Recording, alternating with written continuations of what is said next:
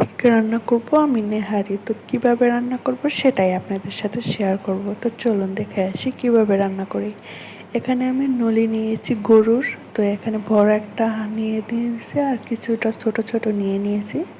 তো এখানে আমি নলি নিয়ে নিয়েছি প্রায় 1 কেজির মতো। তারপরে এখানে আমি ধনিয়ার গুঁড়া, জিরার গুঁড়া, গরম মশলার গুঁড়া, হলুদের গুঁড়া, মরিচের গুঁড়া নিয়ে নিয়েছি। তারপরে নিয়ে নিচ্ছি আদা আর রসুন বাটা অ্যাড করা। তারপরে টক দই, তারপরে বাদাম বাটা, আর এখানে নিয়ে নিচ্ছি আমি নারিকেলের দুধ। তো নারিকেল দিয়ে কে কে নলি রান্না খাইছেন অবশ্যই কমেন্ট করে জানাবেন। তারপরে নিয়ে নিচ্ছি পেস্ট কুচি। এবার আমি এখানে পাতিলে একটা, যত নলি রান্না করতে পানিটা বেশি লাগবে আমি একটু বড় সাইজের পাতিলা নিয়ে নিয়েছি। তারপরে নলিগুলো পাতিলায় দিয়ে দিলাম। তারপরে আমি পেস্ট কুচিটা দিয়ে দিলাম। তারপর সব ধরনের মশলাগুলো যে অ্যাড করে রেখেছিলাম সেগুলোকে দিয়ে দিলাম। তারপরে আদা বাটা দিয়ে দিলাম, টক দই দিয়ে দিলাম, বাদাম বাটা দিয়ে দিলাম, আর নারিকেলের দুধটা এখন দেবো না, এটা পরবর্তী দিয়ে দেবো। তারপর আমি স্বাদ অনুযায়ী লবণ দিয়ে দিলাম। তারপরে 2টো তেজপাতা দিয়ে দিলাম।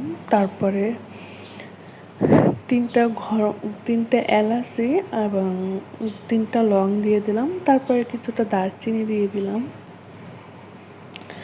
তারপর আমি এখানে তেল দিয়ে দেবো, কারণ নদীতে যেহেতু তেল ওঠে, গরুর মাংসতে অনেক তেল থাকে, সেই ক্ষেত্রে আমি তেলটা একটু কমই দেবো, কারণ এটার থেকে আবার তেল উঠবো। আবার যেহেতু নারকেলের দুধ দেবো, নারকেলের দুধ থেকে তো আরও বেশি তেল ওঠে।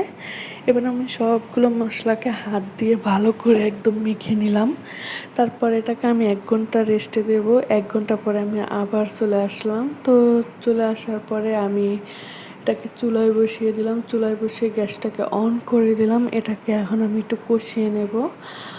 কষানোর পরে দেখেন আমার এটাকে চুলাটা আমি অন করে দেওয়ার পরে আমি এটাকে যখন এটা ভালো করছে তখন আমি এটাকে ভালো করে একদম উল্টিয়ে লাইড়া দিব। তারপরে মনে করেন আবার আমি ঢাকনা দিয়ে 10 মিনিট পরে চলে আসলাম। এই ক্ষেত্রে আমার এটা কিন্তু একদম পানিটা কিন্তু শুকিয়ে আসছে। আমি এই ক্ষেত্রে এর ভিতরে পানি দিয়ে দেব। আর আপনাদের কাছে একটা কথা বলি, ফুল ভিডিওটা আমি দিতে পারিনি, কারণ হচ্ছে আমার এখানে আমি রাত্রে রান্না করছি, কারেন্ট চলে গেছিলো এই কারণে। আর আধা ঘন্টা পরে এবার ভলক আসার পরে ঢাকনা দিয়ে ঢেকে দেবো। আধা ঘন্টা পরে এসে নারিকেলের দুধটা দিয়ে দেব। তারপরে আবার আধা ঘন্টা রেস্টে রেখে দেবো। তারপরে নামিয়ে নেব। মানে 1 ঘন্টা আমার রাখতে হবে। তারপরে মনে করেন যে অনেক সুন্দর একটা